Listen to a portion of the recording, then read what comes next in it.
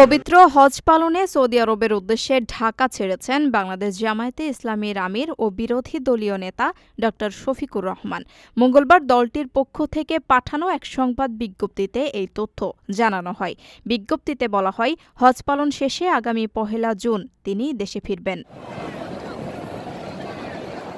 এর আগে রোববার সন্ধ্যায় সৌদি আরবের আকাশে পবিত্র জিলহজ মাসের চাঁদ দেখা যাওয়ার পর হজ ও ঈদুল আজহার আনুষ্ঠানিক দিনক্ষণ ঘোষণা করে দেশটির সুপ্রিম কোর্ট। সর্বোচ্চ আদালতের সিদ্ধান্ত অনুযায়ী আগামী ২৬ মে মঙ্গলবার পবিত্র হজের মূল আনুষ্ঠানিকতা অর্থাৎ আরাফাতের দিন পালিত হবে এবং এর পরদিন ২৭ মে বুধবার সৌদি আরবে পবিত্র ঈদুল আজহা উদযাপিত হবে।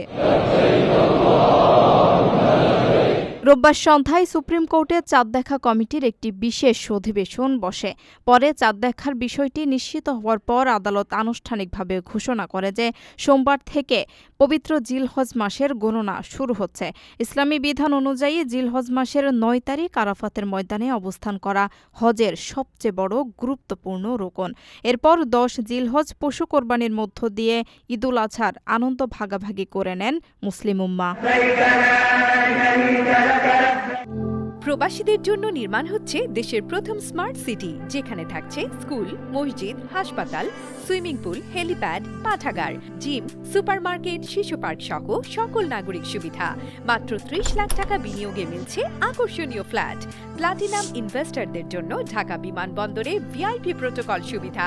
বিস্তারিত জানতে যোগাযোগ করুন স্ক্রিনে দেয়া হোয়াটসঅ্যাপ অথবা ইমো নাম্বারে।